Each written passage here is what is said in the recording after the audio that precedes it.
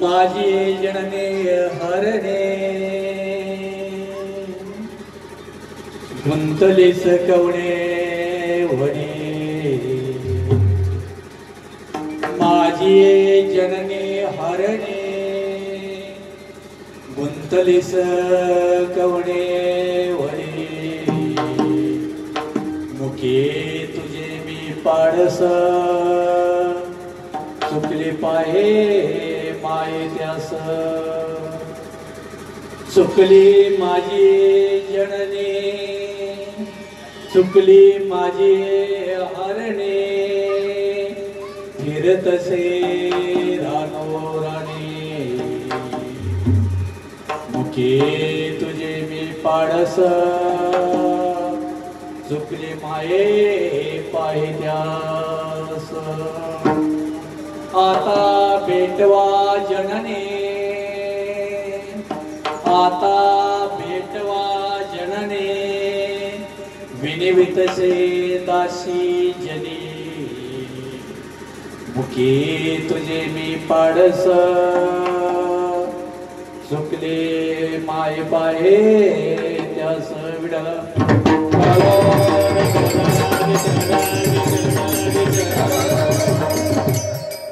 माझी जननी हरणे गुंतलीस कवणे वने मुखे तुझे मी पाडस चुकले माय पाहे त्यास पांडुरंग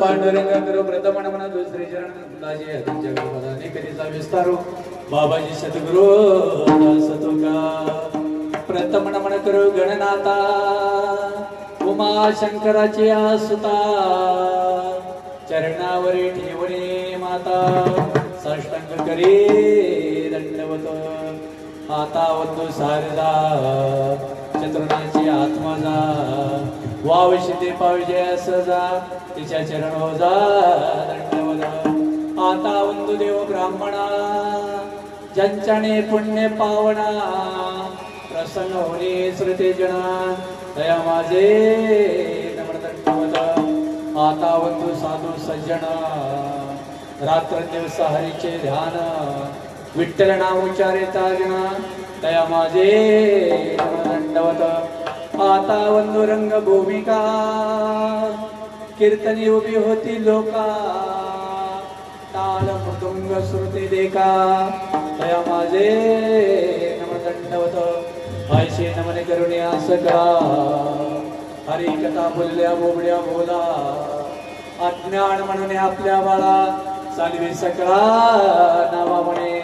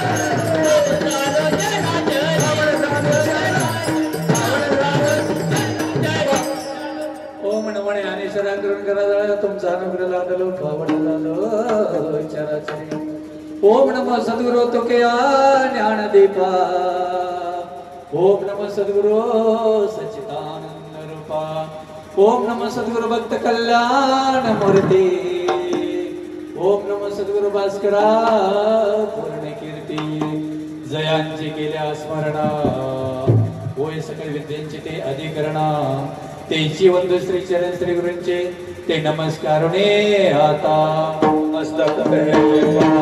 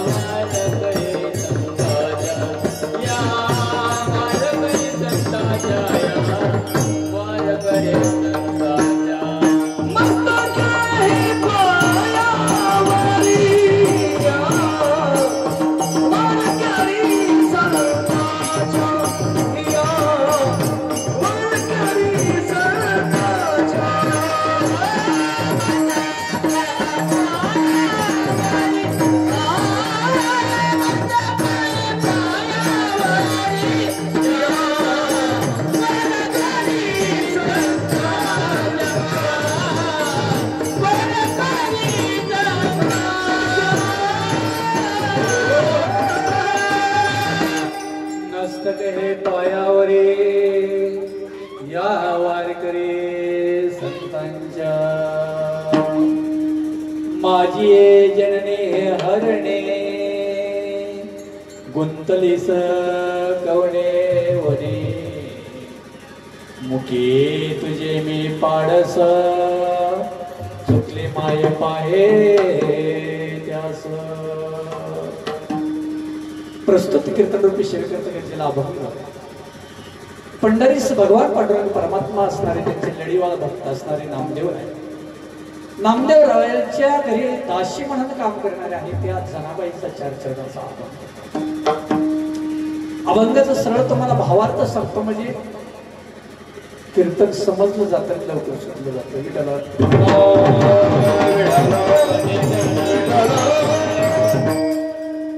थोडं पाठीमाग कट्ट्यावर खाली बसलं तर बरं होईल असं मला वाटतं. पुढे ये ना दादा जागा ताईनं पुढे सरते सर कम हेअर माहिती चला पुढे अहो अजून पुढे जागा ये.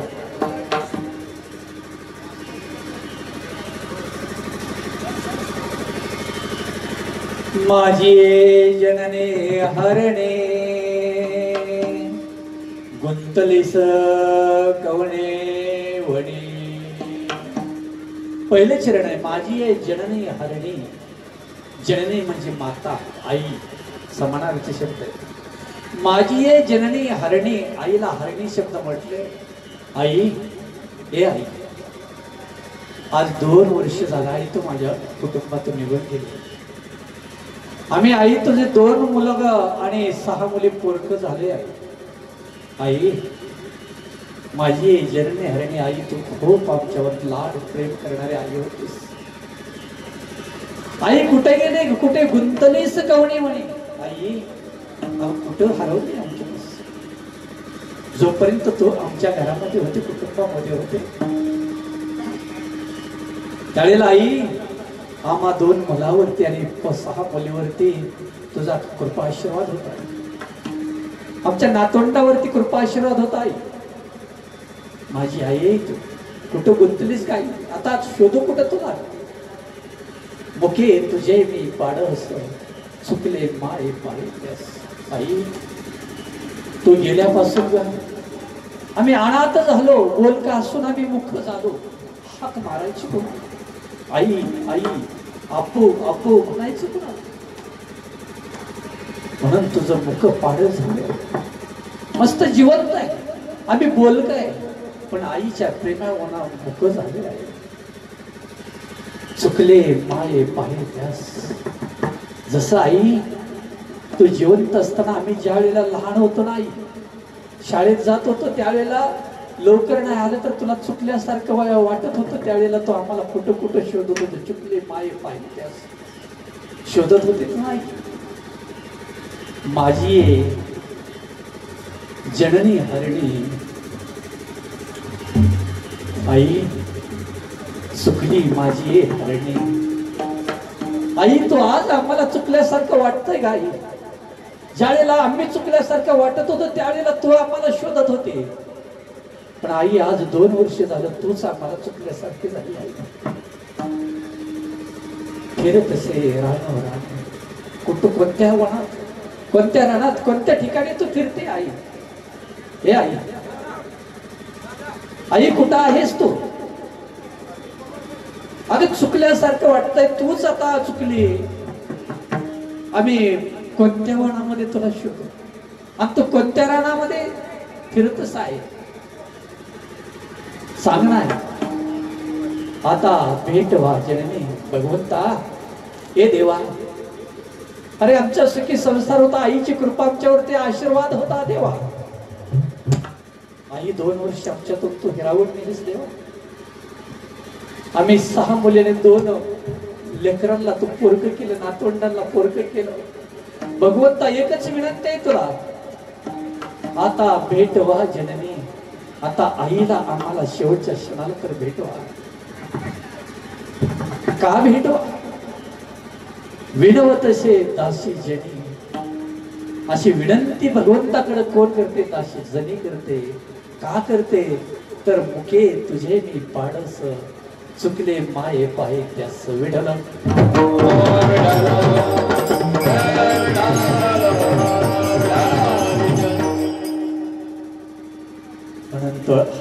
भावार्थ सरळ सांगितलं. भावार्थ सांगितलं कीर्तन समजलं जातं, लवकर सुटलं जातं. थोडासा वेळ झालेला आहे चालू व्हायला, तरी वेळेत कीर्तन सोडण्याचा प्रयत्न मी करीन. थोडासा परिहार देणं आवश्यक आहे. ज्यांचा जो वर्षस्थ द्वितीय पुण्यस्मरण आहे ते कैलासवासी राजा मती नामदेव जगताप, आणि आजचा दिवस हा दुसरं वर्ष द्वितीय पुण्यस्मरण. आज जर पाहायला गेलं तर त्यांची चिरंजीव आहेत, एक ज्योतिराम आहेत आणि दुसरे बजरंग आहेत. आईचं नाव काय आहे? राजामती. त्यांचे बंधू पुढे बसलेले. नावामध्येच बघा काय, राजा मती. दोन शब्द वेगळे करा, राजा आणि मती वेगवेगळे शब्द करा. राजा कोणाला म्हटलं जातं? जो जगाचा ब्रह्मांड नायक असतो, जो विश्वाचा मालक असतो, ज्या एरियाचा मालक असतो, त्याला राजा म्हटलं जातं. आणि मती याचा अर्थ काय? गुंग होणे, मग्न होणे. ज्या मुलांच्या कार्यामध्ये, मुलींच्या कार्यामध्ये, आपल्या संसारामध्ये जे मग्न होऊन कार्य करतात आणि या संसाराला आज प्रगतीपथावर त्या माझ्या राजा. आणि अशा माऊली 2 वर्ष आपल्या कुटुंबातून गेले. काय माऊली देहाने गेलेत, फक्त त्यांच्या कर्तृत्वात नाही गेले. त्या अजून जिवंत आहेत आपल्याजवळ, फक्त देहाने गेले. कारण हे प्रत्येकाचा देह ज्या वेळेला आपण तुम्ही आम्ही जन्माला येतो, ज्या दिवशी आईच्या गर्भामध्ये आपण ज्या क्षणाला जन्म घेतो त्या क्षणाला आपल्या बरोबर मृत्यू आलेला असतो. कुठे आता तुम्ही इथं बसलाय, मी इथं उभं राहिले, आपल्या जवळ मृत्यू असतो. तुम्ही कुठेही फिरायला जावा, गावाला जावा, शाळेत जावा, कॉलेजला जावा, शेतात जावा, कुठे काम करा, विना घेऊन उभा राहा. विना करायच्या जवळ मृत्यू आहे, कीर्तन करायच्या जवळ मृत्यू, सगळ्याच्या जवळ मृत्यू होतो. कारण जन्माला येतानाच आपल्या बरोबर आला. कारण जन्म या शब्दामध्येच मृत्यू आहे. बघा, जन्म मृत्यू वेगळा शब्द, पण मी जन्मामध्येच सांगतो. जन्म किती अक्षर शब्द आहे? दिदे किती अक्षर शब्द आहे? 2.5 अक्षर शब्द. जन्म मधलं पहिलं अक्षर काय? ज, आणि शेवटचं अक्षर म. आलं की नाही? जन्मा बरोबर मरण. जन्म आणि मरण, पहिलं अक्षर जन्म, जन्माबरोबर मरण येतं. आणि मधलं अक्षर न आहे, अर्ध आहे. ती कधी जाईल कधी सांगता येणार नाही, म्हणून अर्ध ठेवले भगवंताने सुद्धा. जन्म म्हणजे जन्मापासून मरेपर्यंत ह्या देहाने केलेलं पृथ्वीवरचं कर्तृत्व, त्याचा शेवटीला नाश होणार आहे. म्हणून जन्म, म्हणून जन्माबरोबरच मरण आलेलं आहे. देह जाईला जाईला त्याशी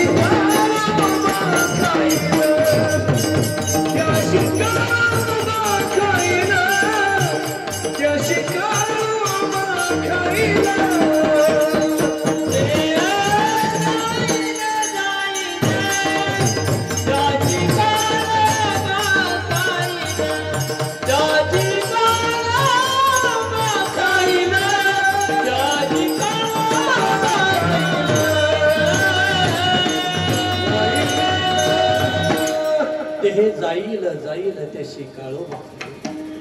कारण हा देह नाशवंत देह आहे, नासका कुचका देह आहे.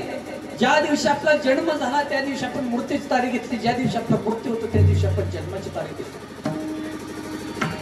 येते या मृत्यू लोकांमध्ये कोण सुद्धा चिरंजीव राहिलेला आलेला नाही. येते उरणाही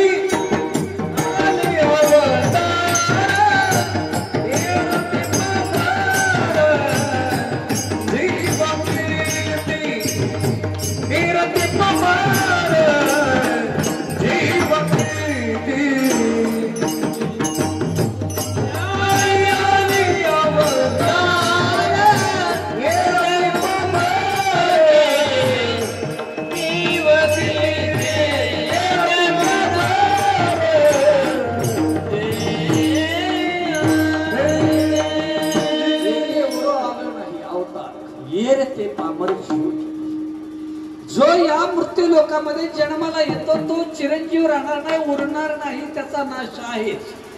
सजीवाचाच नाश आहे महाराज, पण या निर्जीव वस्तूचा सुद्धा नाश. ज्या दिवशी कागदाची निर्मिती झाली त्या दिवशी नाश आहे, वायरची निर्मिती झाली त्या दिवशी नाश आहे.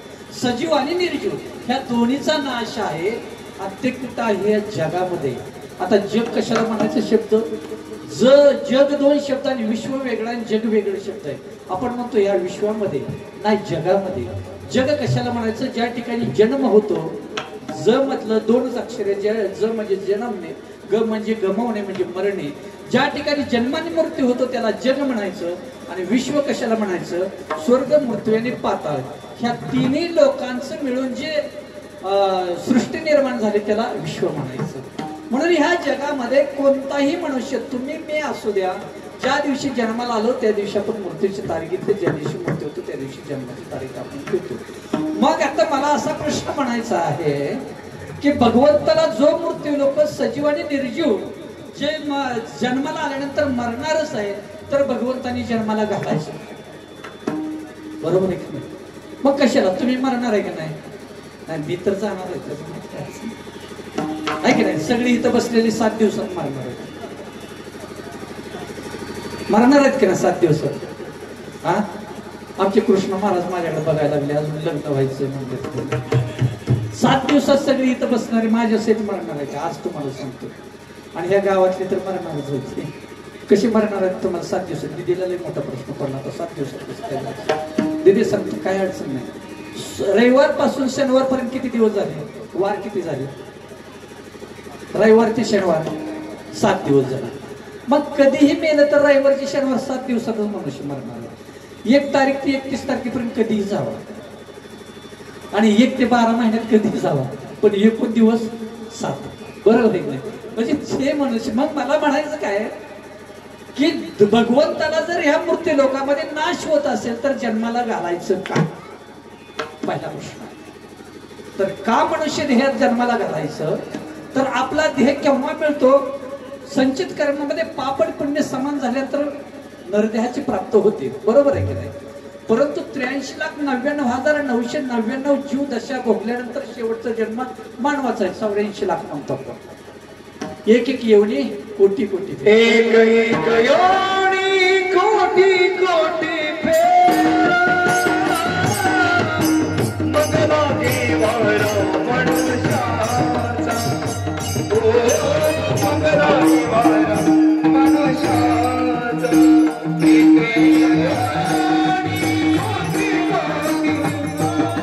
एक एक योनी कोटी कोटी फेरा, मग लागे वारा मनुष्याचा.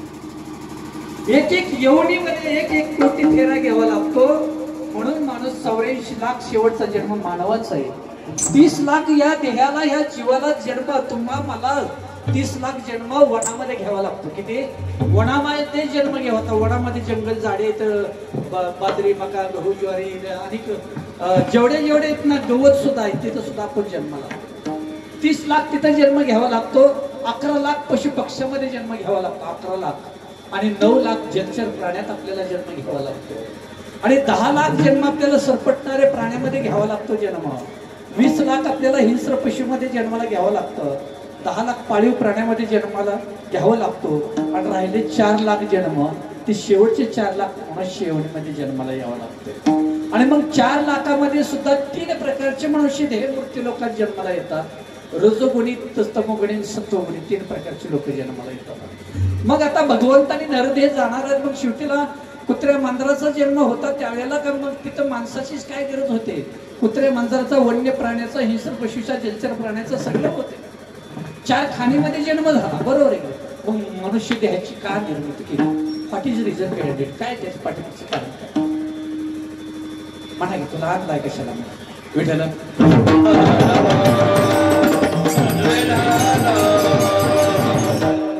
म्हणून सांगितलं प्रत्येक योनीमध्ये 83,99,999 जीव दशा भोगत असताना त्या प्रत्येक जीवाकडून पाप झाले.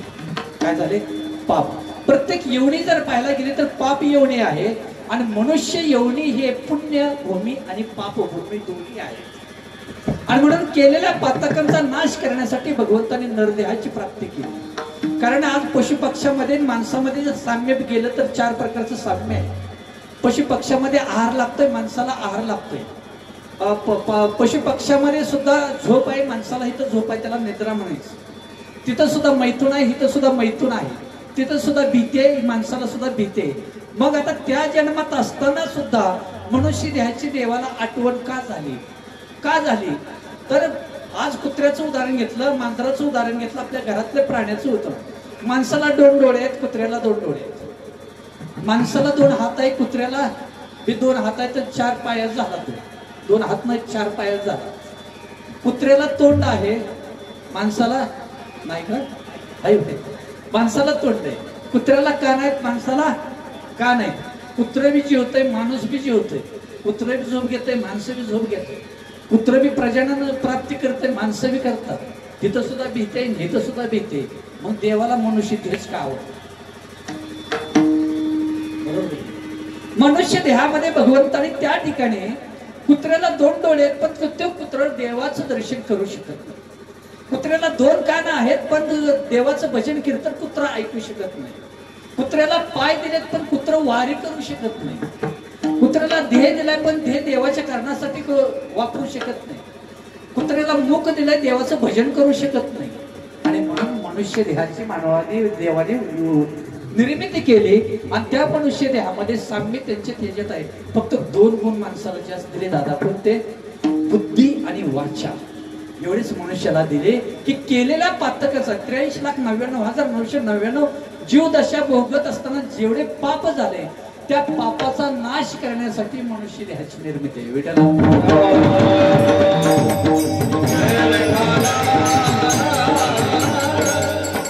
आणि मनुष्य देह फक्त भगवंताने निर्माण केला, देव प्राप्तीसाठी केला, भगवत प्राप्तीसाठी केला. ज्याच्यासाठी देह दिला मानवाचा, त्याच्यासाठी मनुष्य देह वापरत. देव दिला देह भजन गोमटा, देव दिला देह भजन गोमटा, देव दिला देव भजन गोमटा, देव दिला देव भजन गोमटा. सोया झाला फाटा, बाधिकेचा, बाधिकेचा. सोया झाला फाटा, बाधिकेचा, बाधिकेचा. सोया झाला फाटा, बाधिकेचा. सोया झाला फाटा, बाधिकेचा. सोया झाला फाटा, बाधिकेचा. सोया झाला फाटा, बाधिकेचा. देव दिला देह भजन गोमटा, देव दिला देह भजन गोमटा, देव दिला देह भजन गोमटा, देव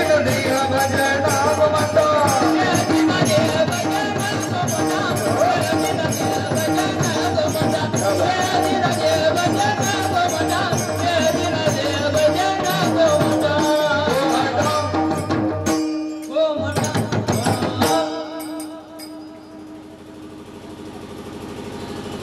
देव दिला देह भजन गोमटा, तोय झाला फुटा बाधिकेचा. ज्याच्यासाठी भगवंताने नरदेह दिला, त्याच्यासाठी न वापरता मनुष्य नको तिकडं देह वापरतात, आहे की नाही?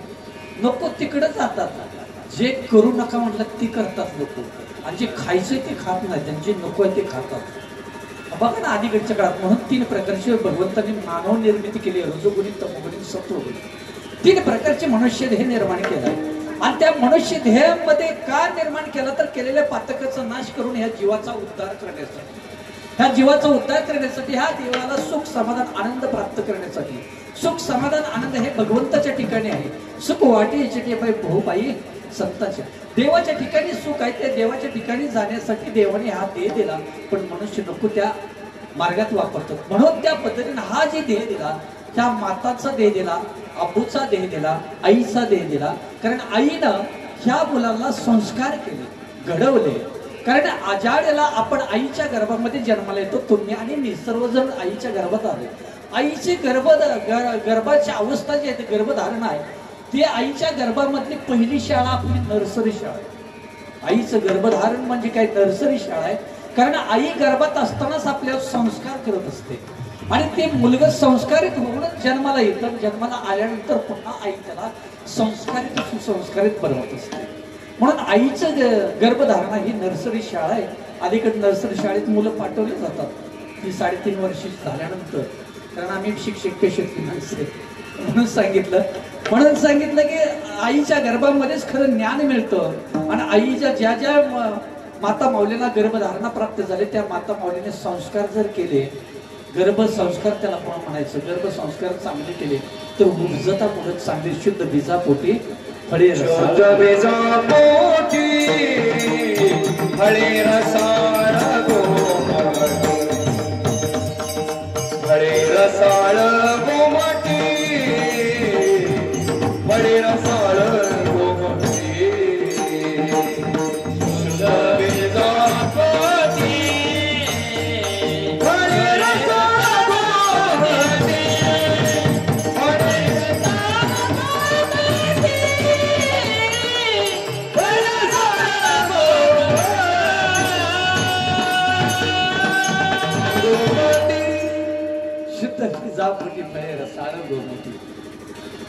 जर चांगलं बी चांगलं असेल, शेतामध्ये पेरलं, संकरित बियाणे पेरलं, महाबीजचं बियाणे पेरलं तर उत्पादन चांगलं निघतं.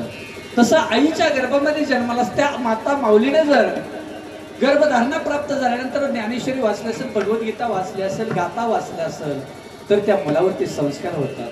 एवढंच नव्हे तर जगा आज जर पाहायला गेलं हिंदवी स्वराज्याचे संस्थापक छत्रपती शिवराय आज का घडले तर ज्या वेळेला शिवराय जिजाऊ माऊलीच्या पोटी जन्माला आले, गर्भात असताना जिजाऊ माऊलीने कधी टीव्ही पाहिला नाही. जिजाऊ माऊलीने ज्ञानेश्वरी वाचली, माझ्या जिजाऊ माऊलीने गाथा वाचली, माझ्या जीवनाने वीर पुरुषांची कथा वाचल्या आणि म्हणून माझा शोभा जन्माला आला. आणि आज शोभा जन्माला आला म्हणून आज आपण इथं आहोत. आणि असा माझा तो राजा, एकच राजा इथे जन्माला शिवनेरी किल्ल्यावर, एकच राजा इथे जन्माला शिवनेरी किल्ल्यावर, माझ्या राजाचं नाव गाज पैगड किल्ल्याच्या दगडावर, माझ्या देवाचं नाव गाज पैगड किल्ल्याच्या दगडावर, माझ्या राजाचं नाव गाज पैगड किल्ल्याच्या दगडावर, माझ्या राजाचं नाव गाज पैगड किल्ल्याच्या दगडावर, सुंदर स्वराज निर्माण केले तलवारीच्या धारेवर, तलवारीच्या धारेवर, तलवारीच्या धारेवर, रेषेसाठी वार झेलली आपल्या निधड्याच्या हातीवर, आपल्या निधड्याच्या हातीवर, आपल्या निधड्याच्या हातीवर, प्राणपणाहून लढले मावळे भरवसत्या राजावर, प्राणपणाहून लढले मावळे भरवसत्या राजावर, माझ्या देवाचं नाव गाज किल्ल्याच्या दगडावर, माझ्या राजाचं नाव गाज किल्ल्याच्या दगडावर, माझ्या देवाचं नाव गाज किल्ल्याच्या दगडावर, माझ्या राजाचं नाव गाज किल्ल्याच्या दगडावर, माझ्या राजाचं नाव गाज किल्ल्याच्या दगडावर.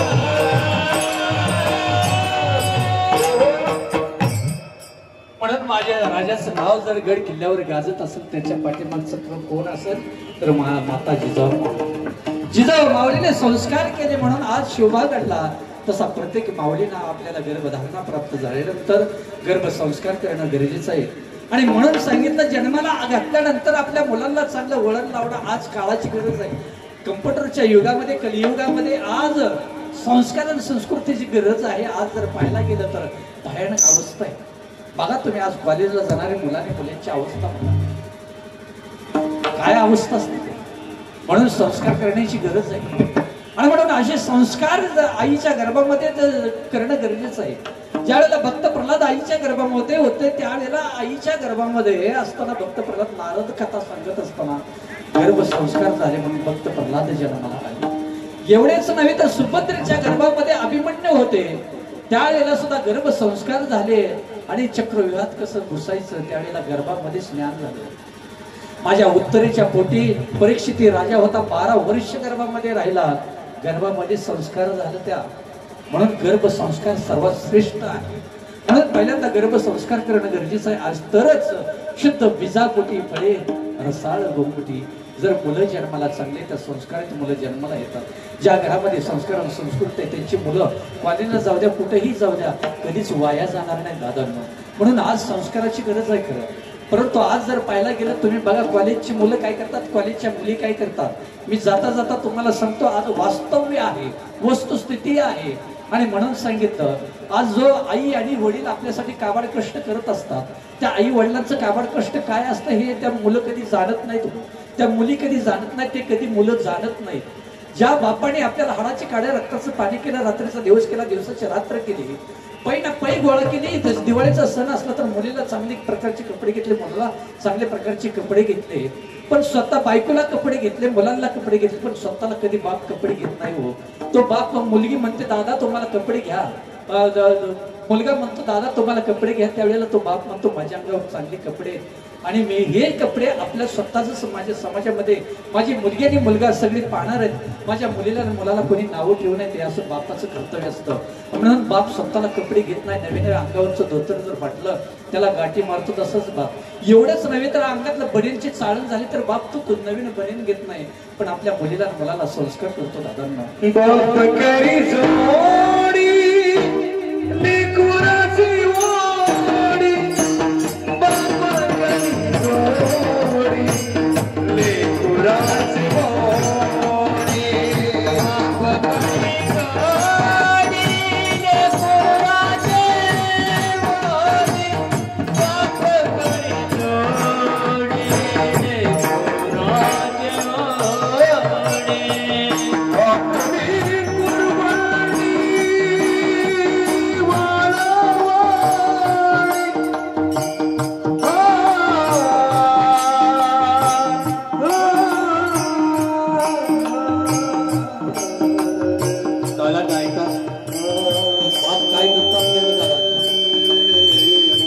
लोकांच्या वंदावरती जाणारा बाप असतो, काबाड कष्ट करतो बाप, हाडाची काळे रक्ताचं पाणी करतो, आपल्या शरीरात रक्ताचे दोन थेंब जाळून कामाचा एक थेंब पाडत असतो. लोकांच्या बांधावर गरिबीतला बाप गेलेला असेल, संध्याकाळच्या वेळेला घरामध्ये खायला काय नाही, चिमणा चिमणी घरात दारात आहे. आज संध्याकाळी दारात घरामध्ये पीठ नाही, ज्वारी नाही. दुपारच्या वेळेला बाप शेतामध्ये कामाला गेलेला असतो. दुपारच्या वेळेला जेवणाची सुट्टी होती, त्यावेळेला बाप सुद्धा जेवणाची सुट्टी झाल्यानंतर डबा घेऊन जेवायला बसतो आणि जेवणाचा एक घास डब्यातला घेतो आपल्या तोंडला जवळ घेऊन जातो. त्यावेळेला बापाच्या लक्षात येतं माझ्या घरी चिमणा चिमणी दोन मुलगा आणि मुलगी घरी. आज संध्याकाळी पीठ नाही घरामध्ये, ज्वारी नाही.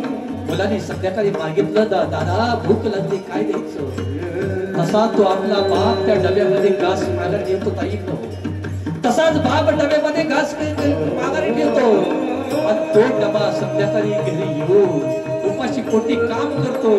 तो डबा घेतो आणि आपल्या चिमण्याला चिमणीला घास भरतो चिमणीसारखा. असा आपला जीवनात बाप असतो. दादा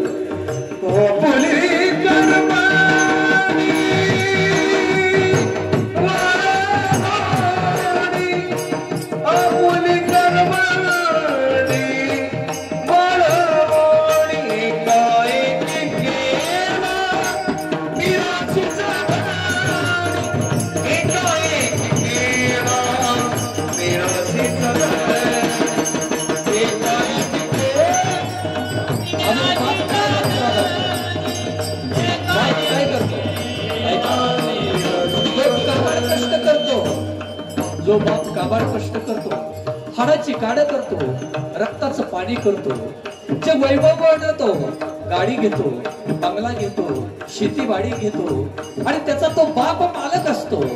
आणि मालक असताना तो बाप काय करतो, आज माझा मुलगा माझ्या मुलाला माझी चप्पल बसायला लागली म्हणून बाप काय करतो, एकाएकी केला मिराशीचा दरी. जे आपल्या स्वतःच्या नावावरच असतं तो बाप मागचा पुढचा विचार न करता मुलाच्या नावावर करून देतो, त्याला बाप म्हणायचं.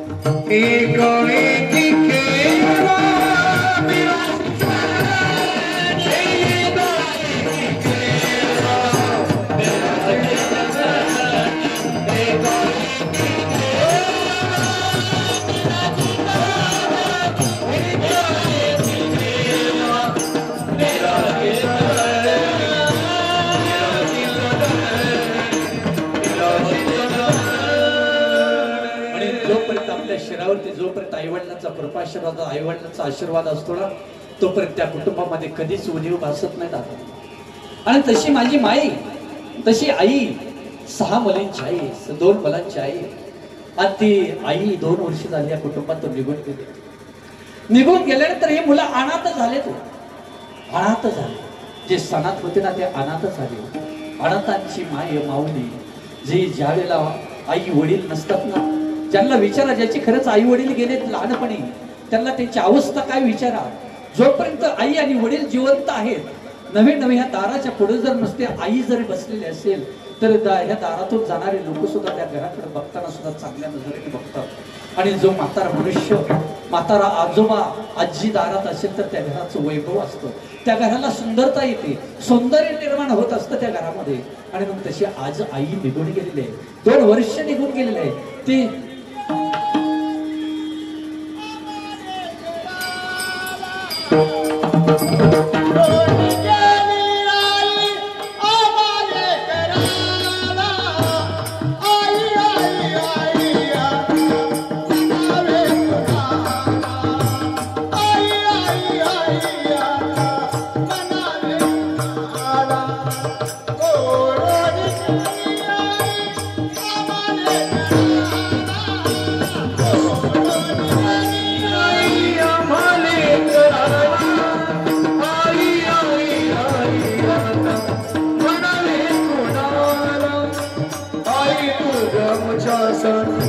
कष्ट केले पार सोडून गेली आई परिवार,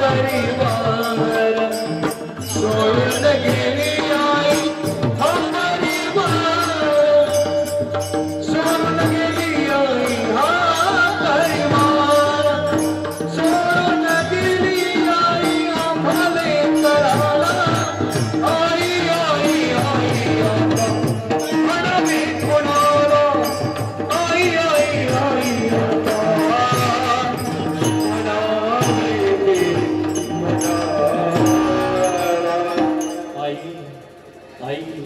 आई म्हणू मी कोणाला. आई तू आज 2 वर्ष झालं या लेकरांना सोडून गेली का? आई तुझी आठवण येतेस का? आई तू कुठं गुंतलीस ग? आई कुठं गुंतलीस ग माझी जननी? अरे माझी जननी हरणी, आई माझी जननी हरणी, माझी जननी हरणी, माझी जननी हरणी, माझी जननी हरणी, माझी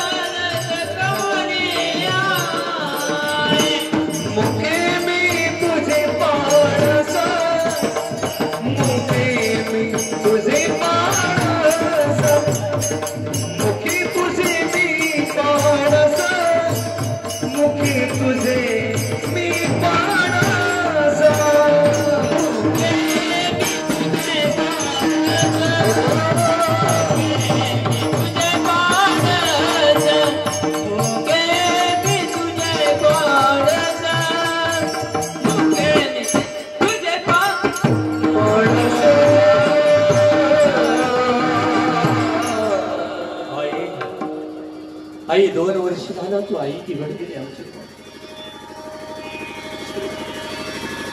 2 वर्षाचा विरह आम्हाला सहन होत नाही. दादांनो, आई काय असते जीवनामध्ये? आई गोठ्यातली गाय असते, दुधावरची साय असते, आंधळीची माय असते, लग्नाचा पाय असते, अशी आई असते. ज्यावेळेला जीवनातून आई निघून जाते, जोपर्यंत आई आणि वडील जिवंत आहे तोपर्यंत आई वडिलांची किंमत कधी वाटत नाही दादा. ज्यावेळेला आई आपल्या आयुष्यातून निघून जाते त्यावेळेला आईची किंमत कळत असते. म्हणा आई काय असते दादा? जोपर्यंत आई आणि वडील जिवंत आहेत ना तोपर्यंत तुम्ही माहेरला जावा. आणि माहेरला गेल्यानंतर ज्यावेळेला एका तुमच्या आई जर आजारी असेल आणि मुलीला निरोप आलेला असेल की मी आजारी पडले आणि आईला दवाखान्यातून आणलेला आहे, बेडवरती आई झोपलेले, आईच्या अंगामध्ये ताकद नाही दादा, आणि ज्यावेळेला मुलीला निरोप दिला जातो आणि सगळ्या मुली येत असतात आणि ज्यावेळेला मुलगी दारात येते त्यावेळेला नातू पळत येतो आणि आजीला सांगतो, आजी आजी आत्या आली, आत्या आली, आत्या आली. आत्या आले असं कानावर पडल्याबरोबर ज्या माईच्या अंगामध्ये ताकद नसते, ज्या माईला उठता येत नाही, ज्या माईला जेवण जात नाही, त्या आई ताड दिशी उठून बसते. हो, मुलीचा आवाज ऐकल्याबरोबर मुलगी आली बरोबर त्याला आई म्हणायचं. आईचं काळीच काय असतं. जोपर्यंत तुम्ही जिवंत आहे, आई वडील जिवंत आहे, तोपर्यंत तुम्हाला बाहेरमध्ये चप्पल सोडायला जाण्यात येईल. आईच्या नंतर तुम्ही जाऊन बघा माहेरमध्ये, भाऊजाईच्या काळामध्ये जाऊन बघा. सर्वच भाऊजाई तसे नसतात, मी काय प्रत्येकाला नाव नाही ठेवत, परंतु ज्यावेळेला आई जिवंत होते, वडील जिवंत होतो, त्यावेळेला तुम्ही माहेरला गेला तर डायरेक्ट तुम्ही किचन रूम मध्ये जाऊन दुधाच्या पातेल्याला, साखरेच्या डब्याला हात लावायची ताकद होती. आणि भाऊजाईच्या काळात जाऊन बघा, ज्यावेळेला आई जिवंत होती त्यावेळेला मुलगी अजून ओट्यावरती तोपर्यंत पाणी येत होतं, पण आई वडिलांच्या नंतर तुम्हाला 10 मिनिटं जाऊन बसला तर पाणी लवकर नाही येणार. माई जोपर्यंत आपली आई जिवंत होती ना तोपर्यंत आई कितीचे मोठे श्रीमंताच्या घरी दादांना बहीण येऊ द्या, किती मोठ्याच्या घरी मुलगी देऊ द्या, 4 चाकीत मुलगी येऊ द्या, पण जाताना त्या मुलीची कधी रिकामी पिशवी हो जात नाही. किती श्रीमंताच्या घरी जाते आई त्या पिशवीत काय नाही काय देतच असते, त्याला आई म्हणायचं. आणि नंतर तुम्ही जाऊन बघा त्या पिशवीत तुम्ही जर त्या बादशासाठी काय आणले का जाताना तुमची पिशवी रिकामी जाते. म्हणून जिवंत आहे तोपर्यंत आई आणि वडिलांना सांभाळा. आई वडिलांच्या डोळ्यात कधी पाणी आणून देऊ नका. ज्या घरामध्ये, ज्या झोपडीमध्ये, ज्या अवस्थेमध्ये आई वडिलांच्या डोळ्यात ज्या ठिकाणी पाणी येतं ना त्या घरात कधीच बरकत नाही, त्या घरात कधीच यश नसतं. कारण आई हे आई आणि वडील कोण आहे, हे देवाचे रूप आहेत. आई वडील तुका म्हणे माया बापे अवघी देवाची स्वरूपे, अवघी देवाची स्वरूपे.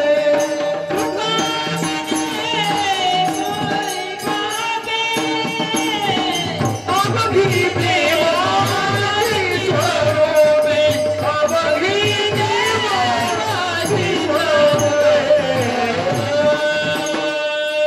तुका म्हणे माय बापे अवघे देवाची स्वरूपे. आई आणि वडील ही प्रत्यक्ष कलियुगामधले देव आहेत. 3 युगामध्ये देव मूर्ती लोकात अवतार घेत होता. सत्य युगामध्ये, त्रेता युगामध्ये आणि द्वापर युगामध्ये देवाला मूर्ती लोकात अवतार घेता येत होता. पण कलियुगामध्ये देव अवतार प्रत्यक्ष घेत नाही, परंतु देव या मूर्ती लोकात सुद्धा, कलियुगात सुद्धा आज देवाने अवतार घेतलेला आहे. तोच देव त्या मूर्ती लोकांमध्ये ज्या वेळेला धर्मावर संकट येतं त्यावेळेला देवाचा अवतार होतो. म्हणून देव 2 प्रकारचा मूर्ती लोकात जन्माला येतो. एक देव रूप आणि एक संत रूपाच्या अवतारात देव येत असतो. म्हणून आज कलियुगात संत रूपाच्या अवतारात देव आलेला आहे. आणि तो देव त्या ज्या ठिकाणी आपण देवाऱ्यावरती कुलदेवता, कुलस्वामिनी म्हणून पूजन करतो. कुलदैवत हे जगाचा ब्रह्मांड नायक असणारा भगवान विष्णू आहे आणि कुलस्वामिनी हे भगवान विष्णूची पत्नी लक्ष्मी माता आहे. आणि तेच लक्ष्मी माता आणि भगवान विष्णू ज्या माता पित्याने आपल्याला, आईने आपल्याला जन्माला घातलं, जी भगवान विष्णूची लक्ष्मी ती आई आहे. स्वतः देव स्वर्गातली लक्ष्मी आई आहे. आणि ज्या बापाने आपल्याला जन्माला घातला तो जगाचा ब्रह्मांड नायक भगवान विष्णू आहे.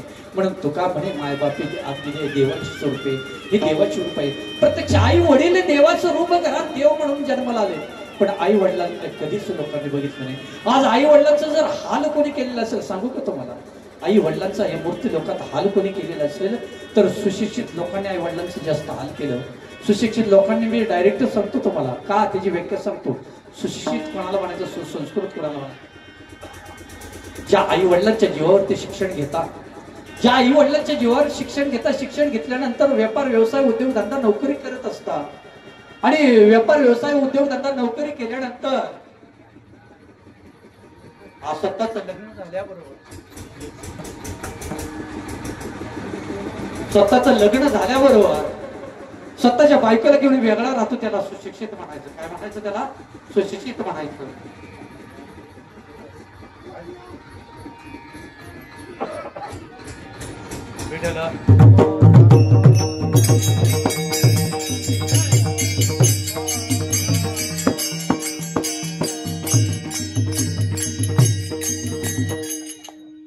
सुशिक्षित कोणाला म्हणजे सुसंस्कृत कोणाला म्हणा, दोन व्याख्या सांगतो. जो आई वडिलांच्या जीवावरती शिक्षण घेतो, शिक्षण घेतल्यानंतर मोठा होतो, व्यापार व्यवसाय उद्योग धंदा बिझनेस करत असतो आणि स्वतःचं लग्न झाल्याबरोबर आपल्या स्वतःच्या बायकोला घेऊन वेगळा राहतो, त्याला सुशिक्षित म्हणायचं. काय म्हणायचं? सुशिक्षित म्हणायचं. आणि सुसंस्कृत कोणाला म्हणायचं? जो आई वडिलांच्या जीवावरती शिक्षण घेतो, शिक्षण घेतल्यानंतर व्यापार व्यवसाय उद्योग धंदा करत असतो आणि स्वतःचं लग्न झाल्याबरोबर स्वतःचा संसार सांभाळत जो आई वडिलांना मरेपर्यंत सांभाळतो, त्याला सुसंस्कृत म्हणायचं. म्हणून आज जर महाराष्ट्रामध्ये पाहायला गेलं तर 1150 वर्धाश्रम निघाले. त्या वर्धाश्रमामध्ये तुम्ही जाऊन विचारा, प्रत्येक माऊलीला विचारा, प्रत्येक आजोबाला विचारा, प्रत्येक दादांना विचारा, तुमचा मुलगा काय करतो. प्रत्येक माऊलीच्या आणि आजोबांच्या मुखातून शब्द येईल की माझा मुलगा वकील आहे, माझा मुलगा डॉक्टर आहे, माझा मुलगा शिक्षक आहे, माझा मुलगा क्लास 1 अधिकारी आहे, माझा मुलगा क्लास 2 अधिकारी आहे. आणि अशाच लोकांनी, सुशिक्षित लोकांनीच आई वडिलांचा हाल केलं. आज तुम्ही त्या वर्धाश्रमात जाऊन विचारा, कधीच माझा मुलगा शेतकरी असा आई वडील म्हणणार. शेतकऱ्याचा मुलगा, शेतकऱ्याचे आई वडील कधी वर्धाश्रमात तुम्हाला दिसणार नाही. स्वतःला एक वेळ जेवायला नसू द्या, लोकांच्या बांधावर कामाला जाऊ द्या, गरिबीतली अवस्था असू द्या, पण तो मरेपर्यंत आई वडिलांना शेतकरी सांभाळत असतो. आणि हाल जर खरंच पुरी केले तर या सुशिक्षित लोकांनी आई वडिलांचा हाल केलं. आणि त्या आई वडिलांच्या जीवावरती बंगला गाड्या घेतात, त्या बंगल्यावरती मातृपितृ छाया हे नाव टाकतात आणि त्या मातृपितृ छायामधले मातृपितृ गोट्यात असतात आणि छाया घरात असते. त्याची परिस्थिती. म्हणून ज्या घरामध्ये आई वडिलांचा हाल केले जातात त्या घरात यश, श्री, अवतार, ज्ञान, वैराग्य, संपत्ती कधीच प्राप्त होत नाही दादा. म्हणून जोपर्यंत आई वडील जिवंत आहे तोपर्यंत आई वडिलांना सांभाळ करा. आणि आई वडिलांचा सांभाळ केल्यानंतर ज्या घरामध्ये आई वडिलांच्या डोळ्यातून कधी पाणी येणार नाही ते घर, त्या घरामध्ये देवाचं वास्तव्य होत असतं. म्हणून देव काय आहे, एक वेळ तुम्ही पंढरपूरला नाही गेला चालेल, एक वेळ आळंदीला नाही गेला तरी चालेल, एक वेळ तुम्ही ज्योतिबाला नाही गेला तरी चालेल, एक वेळ तुम्ही महालक्ष्मीला नाही गेला चालेल. एक वेळ सांगतोय, पंढरपूरला जाऊन देवाची सेवा करून आपल्या घरामध्ये देव प्राप्त कधी होणार नाही.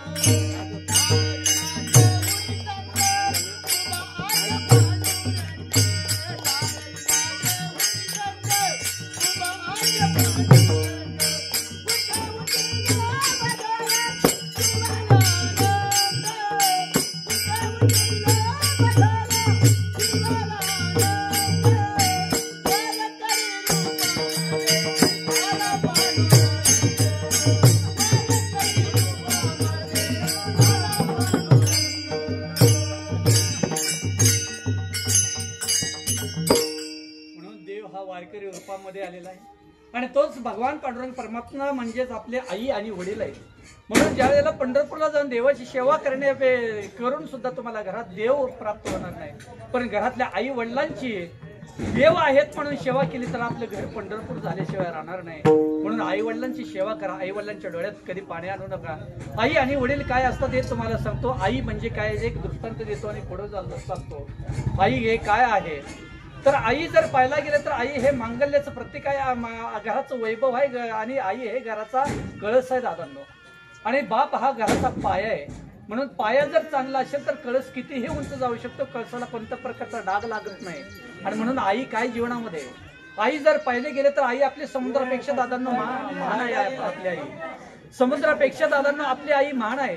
कारण समुद्रामध्ये अनेक ओढ्याचं, नदीचं, नाल्यांचं पाणी जातं आणि ओढ्या नद्याचं पाणी गोड पाणी गेलेलं आणि तो समुद्र जे आहे तो खारं पाणी करतो, म्हणजे समुद्राच्या ठिकाणी सुद्धा एक दोष आहे. पण माझी आई इतक्या वर्ष जिवंत राहिली, माझी आई इतक्या वर्ष जिवंत राहिली, पण माझ्या आईच्या जवळ कोणत्या प्रकारचा दोष नाही हो दादांनो. आणि माझी आई गुलाबापेक्षा महान आहे.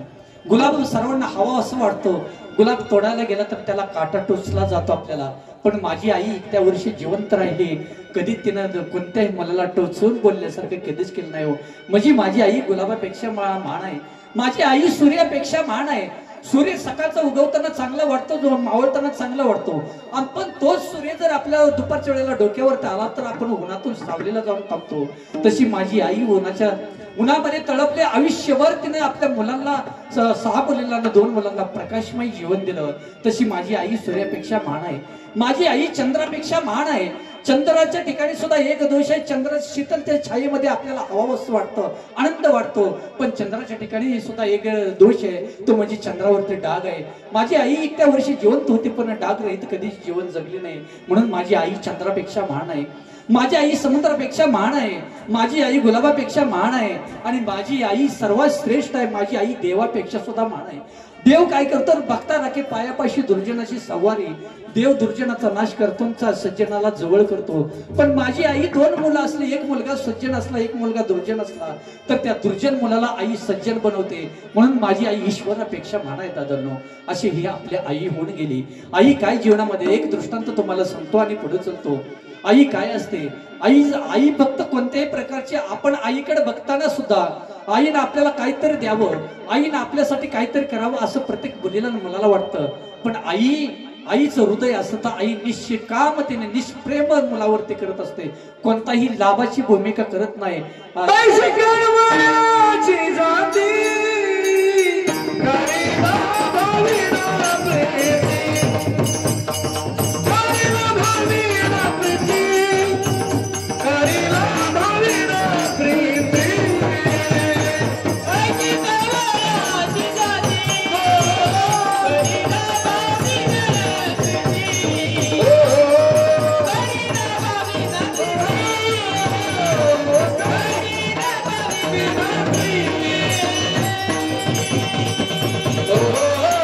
अशी कळवळ्याची जाती करे लाभावी न करते आई. कोणत्याही प्रकारच्या मुलांनी मुलीनं मला काहीतरी द्यावं अशा आईच्या मनामध्ये कधीच दादांना येत नाही होते ना आई म्हणायचं.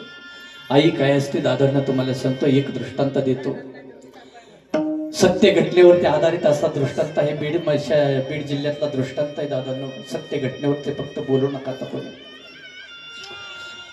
रस्त्याच्या कडेला चहाची टपरी चालवणारे नवरा बायको दोघच होते, त्यांना लहान 2 मुलं होती. रात्रंदिवस त्या रस्त्याच्या कडेला चहाची टपरी चालवत होते, चहा विकून त्या मुलांचं संगोपन पालन पोषण करत होते. त्या आई वडिलांना वाटत होतं की माझा मुलगा आणि माझी मुलगी चांगल्या पद्धतीने शिक्षण घ्यावं, आणि आपला म्हातारपणाचा आधार आहे, भविष्याचा दिवा आहे, म्हातारपणाचा आधार आहे, म्हणून आई वडील त्या मुलाला मुलीला चांगलं शिकवतात. मुलं मोठी होतात, मुलाला पुण्यामध्ये शाळेला टाकलं जातं, मुलीला बाहेर गावी शाळेला टाकलं जातं. मुलगा इंजिनिअरिंगला असतो, मुलगी MBBS ला मुलगी असते. चहाच्या टपरीवरती दोघांनी काबड कष्ट करून, सत्य घटना ही सांगतो तो, काही काल्पनिक घटना नाही, सत्य घटना. चहाच्या टपरीवरती त्यांनी एवढा पैसा कमवून आपल्या मुलाला शिक्षण दिलं, कारण एकच होतं की आपल्या आयुष्यात जे आलं, आपल्या नशिबाला जे आलं ते आपल्या मुलांच्या मुलीच्या नशिबाला येऊ नये असं त्या आईवडिलांना वाटलं. चहाच्या टपरीच्या जागेवर तो छोटंसं मोठं हॉटेल झालं त्यांचं कालांतराने, आणि त्या मुलाला पुण्याच्या युनिव्हर्सिटीमध्ये मुलगा इंजिनिअरिंगला होता, आणि तो मुलगा आई वडिलांना फोन करायचा सारखा, 8 दिवसाला फोन करायचा, मला 5,000 रुपये द्या, मला 10,000 रुपये द्या. आणि मुलीने शिक्षण घेतलं, मुलगी MBBS झाली, मुलगी डॉक्टर झाली, आणि जरी मुलगी डॉक्टर झाली तर ते परक्याचं धन आहे असं आई वडिलांना वाटलं, म्हणून मुलाला ते शिक्षण देत होते, कारण म्हातारपणीचा आधार आहे. आणि मग तो मुलगा सतत पैसे मागायचा. एक दिवस तो बाप म्हणला त्याच्या पत्नीला, म्हणला, अगं आपला जो मुलगा आहे तो सतत आपल्याला पैसे मागतो, आठवड्याला 5,000 रुपये घ्या, 7,000 रुपये द्या. तो मुलगा एवढं काय करतो, आपल्या मुलीला MBBS केलं तर मुलीने एवढा कधी खर्च केला नाही, मुलगा काय करतो, मला असं शंका वाटते, मी पुण्याला एकदा जाऊन येतोच, म्हणून तो बायकोला म्हणला. आणि मग एक दिवशी तो गाडी बीडवरून निघाला, पुण्यामध्ये आला, युनिव्हर्सिटीमध्ये गेला, आणि युनिव्हर्सिटीमध्ये गेल्यानंतर प्रत्येक मुलाला विचारायला लागला, माझा मुलगा अशा नावाचा माझा मुलगा आहे का. मग असं विचारत कोण सांगणं, मग त्या वर्गामध्ये गेला विचारत त्यावेळेला शिक्षकांनी सांगितलं की तुमचा मुलगा महिना झाला हे शाळेत नाही, प्रेझेंटी नाही तुमच्या मुलाची. त्यावेळेला बाप्पाला खूप दुःख वाटलं की लोकांचे कब्बशात धुवून मी पैसे कमवले नाहीत, म्हातारपणीचा आधार आहे माझा, आणि तो मुलगा काय करतोय. आणि मग त्या विचारत गेल्यानंतर एक विद्यार्थी भेटला, त्या वर्गातला विद्यार्थी भेटला, सांगितलं तुमचा मुलगा तर तुम्हाला भेटेल नक्की, मी सांगतो त्या ठिकाणी तुमचं मुलाला भेटायला जा. त्यावेळेला तो बाप त्या युनिव्हर्सिटीतून गेला. युनिव्हर्सिटीच्या बाहेर एक परमिट रूम होतं आणि तिथं बाप गेला तर मुलगा दारूच्या नशेमध्ये तर झालेला. बापाने पाहिल्याबरोबर बापाला चक्कर आले. तो बाप धरतीवरती कोसळला. त्या बापाने तो थोड्या वेळाने शुद्धीवर आले. त्या बापाला वाटलं की ज्याच्यासाठी मी रात्रंदिवस काबाड कष्ट केलं, हाडाची काढ केले, रक्ताचं पाणी केलं, आणि ज्याच्यासाठी पै गोळा करतोय, मला हौस वाटलं, मला हौस मौशा करू वाटले तर माझ्यावरती माझ्या हौशेवरती मी निर्बंध घातले. आईला सुद्धा वाटलं की गावाला फिरायला जावं, आईनं सुद्धा त्याग केला आणि त्या मुलाला पैसा पण पाठवतो. मुलगा आज दारूच्या नशेमध्ये परमिट रूम मध्ये. काय त्या बापाला वाटलं? तसा त्या मुलाला घेतो बाप गावी बीडला येतो. बीडला आल्यानंतर तो मुलगा दररोज पिण्याची सवय लागलेली असते. तो मुलगा घरात असतो आणि बाप म्हणतो तुझं शिक्षण बंद झालं तर बस माझ्या हॉटेलमध्ये मला व्यवसायाला मदत कर. पण त्या मुलगा त्या बापा बरोबर जातो, पण दररोज सवय लागलेली त्या अक्काबाई त्याला काही गप्प बसून देत नाही. एक दिवस अशी घटना घडते ताई ना, बाप सकाळच्या वेळेला हॉटेल उघडायला गेलेला, आई घरात स्वयंपाक करत असते, मुलगा त्या झोपेतून अवस्थेत उठलेला आहे. 8 दिवस झाले त्याला प्यायला नसल्यामुळे त्याची अवस्था बेकार झाली, मानसिकता बेकार झाली दादा. आणि मानसिकता बेकार झाल्यानंतर तो झोपेतनं उठल्या आई स्वयंपाक करत होते. त्या आईला म्हणला, आई मला पैसे दे, मला दारू प्यायची. कुठली माय पैसे दिले आपल्या मुलाला? आई म्हणली, बाळा मी तुला दारूला पैसे देणार नाही, कोणत्याच गोष्टीला पैसे देणार नाही. तुला पैसे मागायचे असेल तर बापाकडे माग. आई मला कसं तरी होतंय, मला आई तू पैसे देणार आहे की नाही पहिले सांग. तो मुलाचा क्रोध अनावर झालेला होता, राग आलेला होता मुलाला. आईला वाटलं की आपला मुलगा मी सांगितल्यानंतर पैसे नाही दिल्यानंतर तू काय करणार नाही. आईने एकच उत्तर दिलं की मी तुला मला तू जीव मारले तरी चालेल, मला जिवंत मारलं तरी चालेल, जीव मारलं तरी चालेल, तुला 1 रुपया देणार नाही. परत मुलगा झोपेतून उठतो, आई तुला शेवटचं विचारतोय, पैसे मला दे, पैसे मला दे. नाही बाळा मी तुला पैसे देऊ शकत. तसाच मुलगा उठला, कांदा कापण्याचा चाकू हातात घेतला आणि कांदा कापण्याचा चाकू हातात घेऊन त्या मुलाने परत आईला विचारला, आई तुला शेवटचं विचारतोय, मला दारू प्यायची, मला कसं तरी होतंय, मला पैसे दे. त्यावेळेला त्या आईनं काळीच घट्ट करून सांगितलं की मी तुला कधीच पैसे देणार नाही, मला जीव मारले तरी. तसाच मुलगा मागे सरला दादांनो, आणि सपा आईच्या पोटात वार केले. हो आईच्या पोटात वार केले. आई रक्ताच्या थाळ्यात पडलेली होती. त्यावेळेला मुलाने आईच्या गळ्यातलं मंगळसूत्र तोडलं आणि मुलगा पळायला लागला. त्या अवस्थेत आई तरपडत होते, आई रक्ताच्या थाळ्यात होते. आणि त्यावेळेला आईने त्या मुलाची पॅन्ट धरली आणि सांगितलं, बाळा तू जातोय ना, जा बाळा, आता मी काय जिवंत राहू शकत नाही. बाळा तू मला मारलं पैशासाठी, तुझ्यासाठी मी गर्भ येतना किती सहन केले. बाळा गर्भात असताना आंबट तिखट खाऊ वाटलं, त्याचा त्याग केला, तू चांगला जन्माला येशील म्हणून. बाळा मी हॉटेलमध्ये रात्रीचा दिवस केला, दिवसाच्या रात्र केला, हाताचा पाळणा केला, नेत्राचा दिवा केला, रक्ताचा 2-2 थेंब जाळून 1 दुधाचा थेंब तयार केला, तुला दूध पाजलं कशासाठी? हे उपकार फेडायला. बाळा तू जा, आता माझी क्रय शक्ती राहिली नाही, ताकद राहिली नाही, पण बाळा जाता जाता तुझ्या स्वतःच्या अंगावरचे कपडे बदलून जा. का तर त्या कपड्यावरती तुझ्या रक्ताचे डाग आहे. बाळा तुला जर कोणी बाहेर पडले, रक्ताचा डाग आहे, कुणाला तर मारून आला, लोक तुला धरून मारतील रे बाळा. मला त्यावेळेला माझ्या काळजाला कसं होईल. माझी आई शेवटच्या घटका मोदच असताना सुद्धा मुलाचं हित जपते, त्याला आई म्हणायचं. आई काय शिवणामध्ये असते, शेवटच्या घटका मोजत असताना सुद्धा मुलाला सल्ला देते, अंगावरची कपडे बदलून जर रक्ताचे डाग दिसले तर तुला मारतील. असे बाळांनी निर्दयी मुलं असतात. म्हणून आज संस्कार करण्याची गरज आहे मुलावरती, संस्कृती करण्याची गरज आहे मुलगावरती. आज व्यसनाधीन कधी होऊ नका. व्यसनाधीन झाल्यानंतर काय असतं, एकच दृष्टांत देतो व्यसनाचा, पुढे जातो आणि आपली सेवा संपवतो. एकच दृष्टांत फक्त देतो.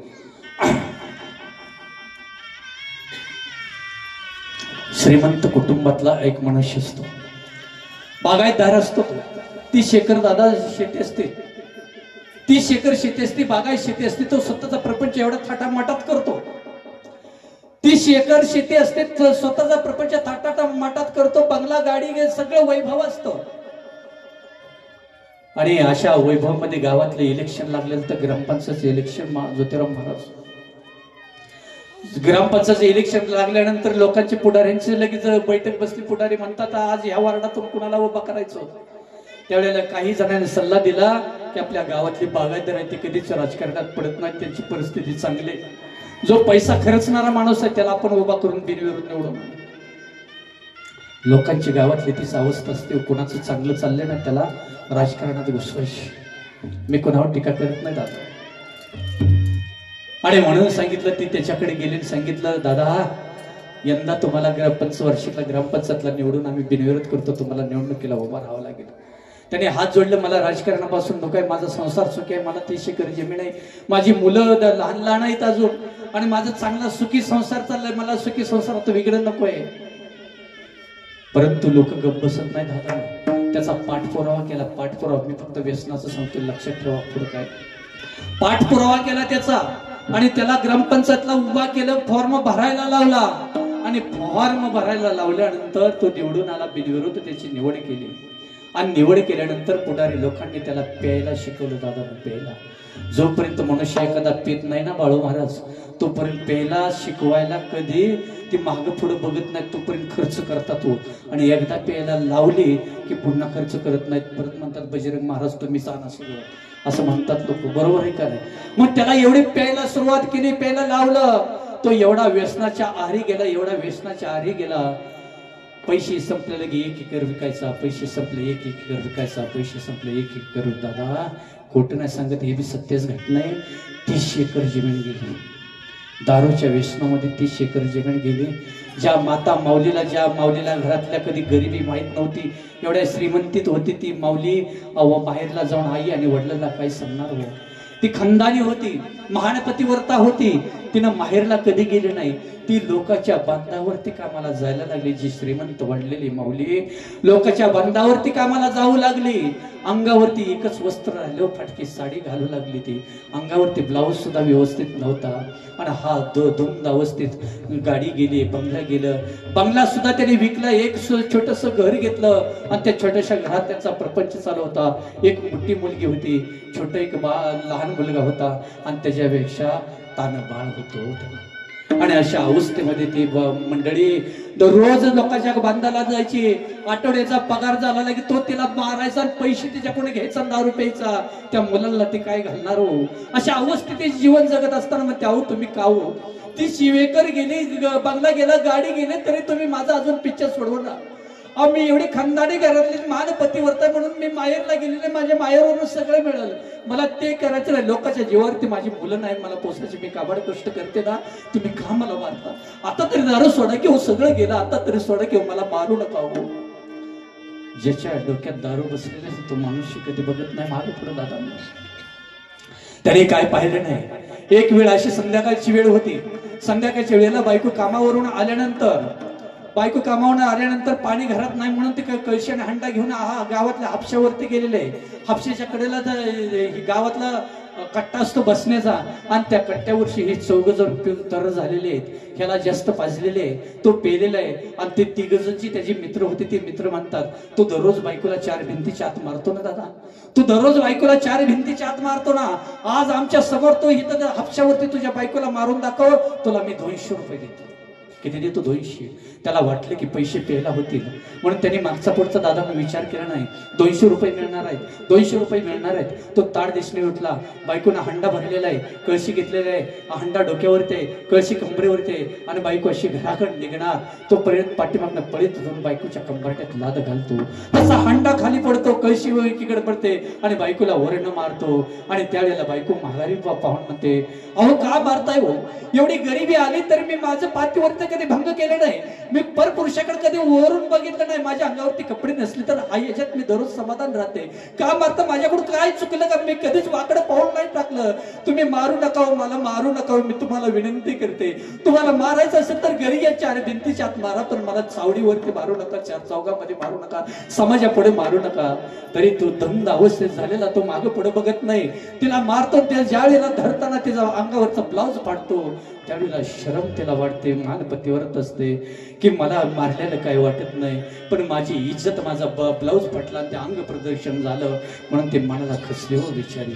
तशी ते रडत रडत घरी आली. आल्यानंतर लहान मुलगी होती, मुलीने विचारलं, आई तू का रडते, आई तू का रडते. त्यावेळेला सांगितलं, तुझ्या पप्पाने जोपर्यंत घरात तुझा बाप मारत होता त्यावेळेला मी कधी रडले नाही, कधी मला दुःख झालं नाही, पण तुझ्या बापाने मला 4 चौघामध्ये मारलं आणि माझं अंग प्रदर्शन झालं, त्याची मला लाज वाटते. मला आज जीवन करायचं नाही, मला मरायचंय. त्यावेळेला लहान अशी मुलगी असणारी, आई करू नको ग, माझा दादा तसा नव्हता ग, दादाची आज ना उद्या दारू सुटेल, आई तू तसं म्हणू नको, तू जर आई गेली तर आम्ही पोरक कुणाकडे बघायचं का आई. आणि त्यावेळेला मुलगी सांगत असते. त्यावेळेला छोटासा मुलगा येथून म्हणतो, आई काय झालं, आई काय झालं. त्यावेळेला आई त्या मुलाला मी सांगते. त्यावेळेला मुलगा म्हणतो, आई तू काळजी करू नको, मोठा झाल्यानंतर मी दादाचा बदला घेईन असं म्हणते. त्यावेळेला मुलगी काय म्हणत असते, माझा दादा आज ना उद्या सुधरेल, पण मुलगा म्हणतो मोठा झाल्यानंतर हा दादाचा मी बदला घेईन, तू रडू नको. पण त्या मातेच्या माऊलीच्या डोक्यामध्ये माझी समाजापुढे इज्जत गेली.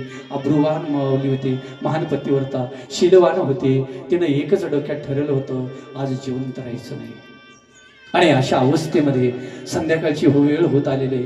शेजारणीकडे गेली, शेजारणीला सांगितलं, काकू काकू मला आज एक ग्लासभर बेसन पीठ द्यावं, काकू आज मला ग्लासभर बेसन पीठ द्या. त्यावेळेला ती काकू शेजारची म्हणली, तुम्ही दररोजच मागायला तर किती दिवस द्यायचं.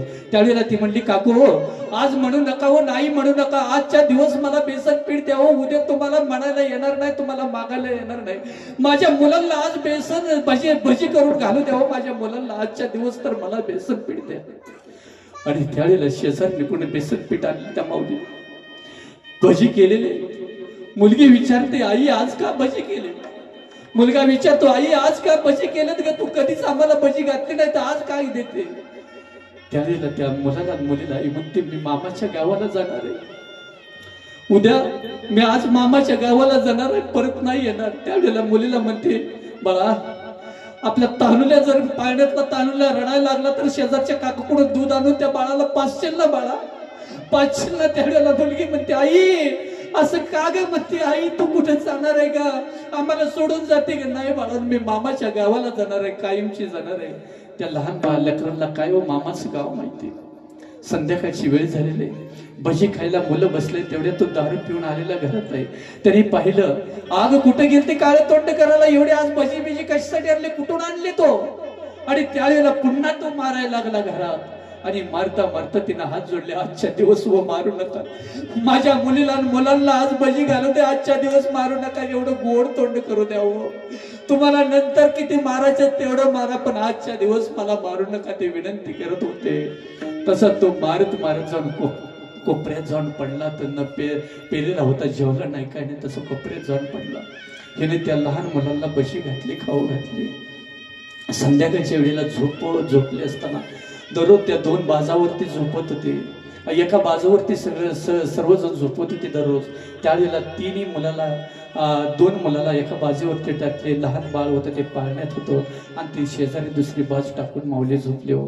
त्यावेळेला मुलगी थोरली होती, मुलगी उठते, मुलगी म्हणते, आई काग दररोज तो आम्हाला जवळ घेऊन झोपते, आई आज दाटण झाली का ग आई, एका बाजूवरती आपल्याला दाटण झाली का आई, तू दुसऱ्या बाजूवर का झोपली, आई तसं करू नको ग, आम्हाला जवळ घे. बाळानं तसं काय नाही, पुन्हा आईनं जवळ मुलं घेतली. रात्रीच्या 12 वाजले होते, मुलं सामसूम झोपलेली पाहिले माऊलीनं.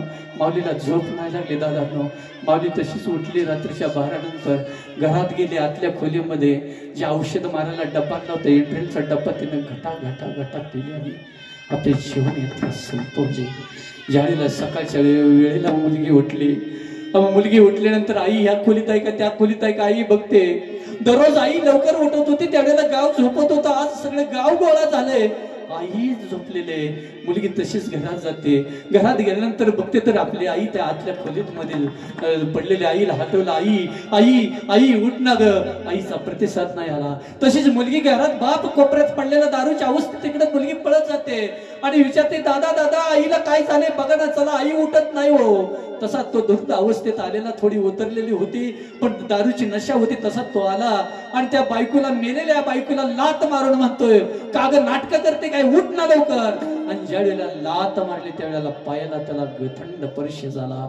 तशी त्याची दारू उतरली जागेवरती आणि त्याला कळलं की आपली बायको आपल्याला सोडून गेली. त्यावेळेला डसा डसा रडायला लागला. आणि मग त्यावेळेला गावातले लोक सर्वजण गोळा झालेले आहेत. आणि ज्या वेळेला गावातली लोक गोळा झाली त्यावेळेला त्या पाळण्यातलं जे बाळ होतं ना, त्या पाळण्यातलं बाळ रडायला लागले, मम्मा मम्मा मम्मा करतय बाळ. आणि त्यावेळेला शेजारची माऊली आली, त्या शेजारच्या माऊलीने ते बाळ खांद्यावरती घेतलंय. आणि त्यावेळेला मुलगी जाऊन म्हणते, काकू आईने जाताना सांगितलं होतं की काकू शेजारचे बाळ जर रडायला लागलं तर काकू कोण दूध आणून त्या बाळाला पाज. काकू माझ्या भावासाठी दूध देतं का हो काकू. त्यावेळेला ते माऊलीच्या डोळ्यात पाणी आलं हो. ते मुलगा कमरेला घेतलेला, काचाला घेतलेला, ते माऊली सुद्धा ढसा ढसा ढसा रडत होती. आणि ते माऊली ढसा ढसा रडून त्यावेळेला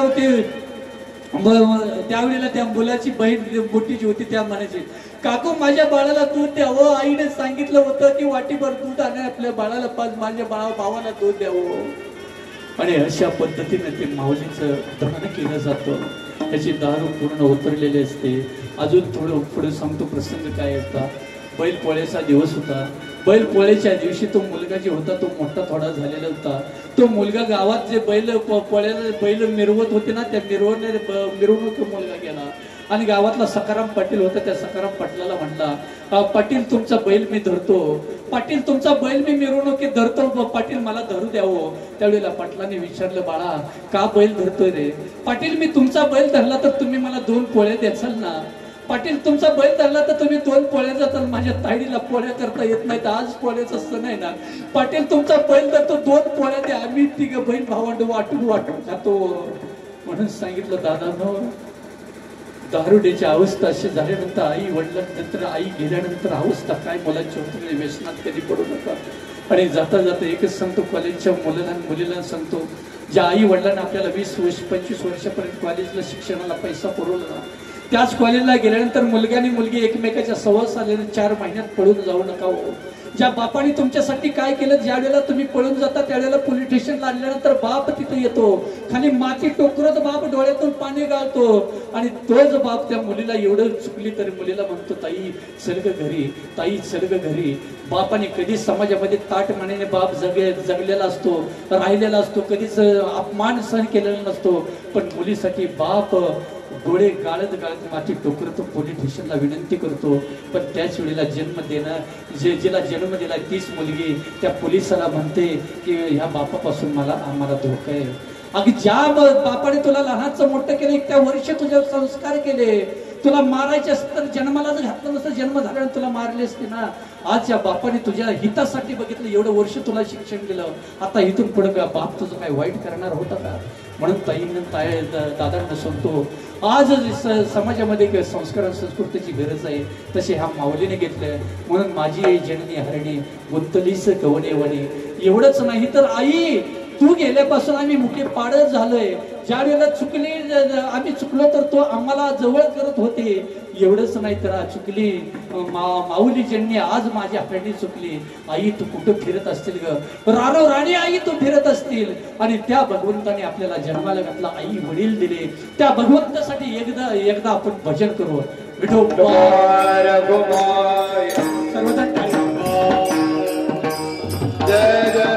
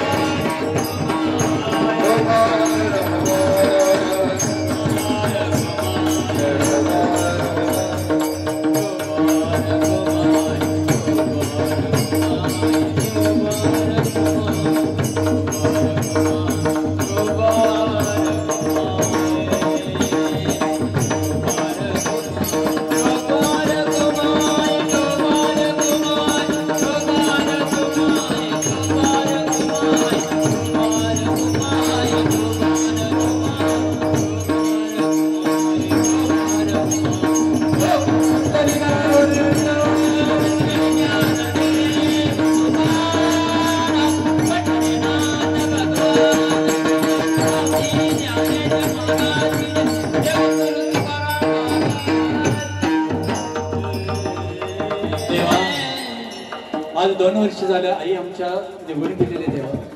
तेव्हा आमची आई कुठे फिरत असेल, रानोराणी आई फिरत असेल ना देवा, तर देवा एकच विनंती करतो, आता तरी आमची आई आम्हाला भेटवा. देवा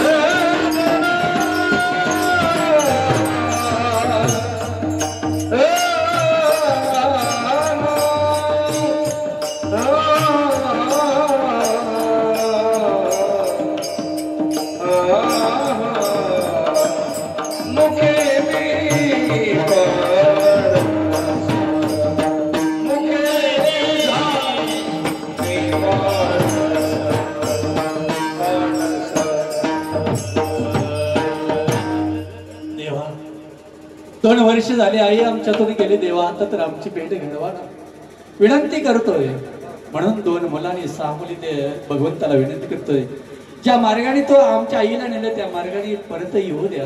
बघा ना तुमच्यासाठी कोण कोण आले, सगळे नातेवाईक आले, पाहुणे रावले, त्या आईचे बंधू आलेले, सगळे जण आलेले आहेत. आई तुला 2 वर्ष झाले ना, भूक लागली असेल आई, आई बघ ना तुझ्यासाठी गोडधोड केलेलं आहे आई, ते तू खा आणि तृप्तीची ढेकर दे, आणि ज्या मार्गाने आली त्या मार्गाने परत जा. गेले दिगंबरा ईश्वर विभूती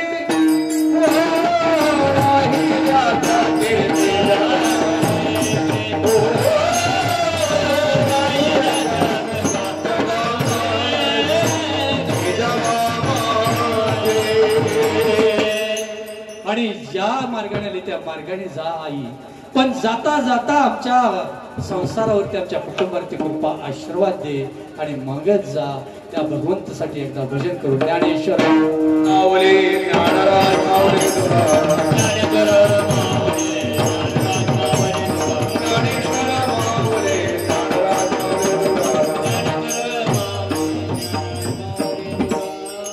माझी जननी हरणे गुंतलीस कवणे वने, मुके तुझे मी पाडसा, चुकली माये पायद्यास.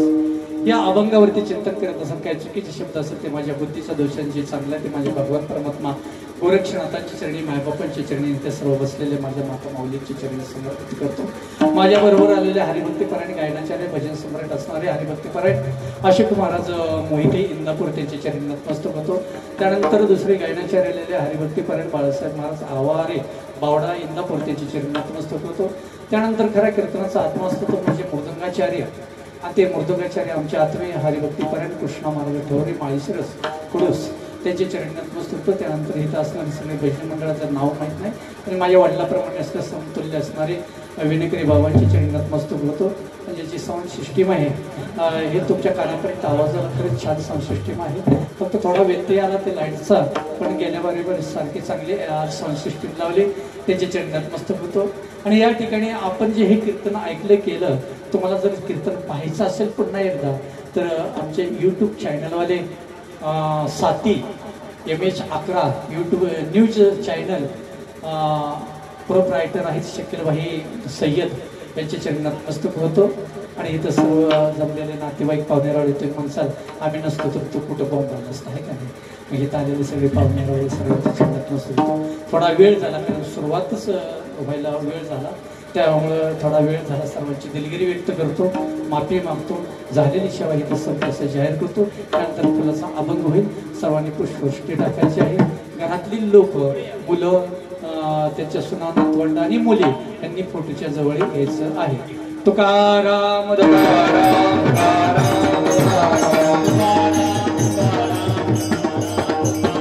विठ्ठल जय जय विठ्ठल.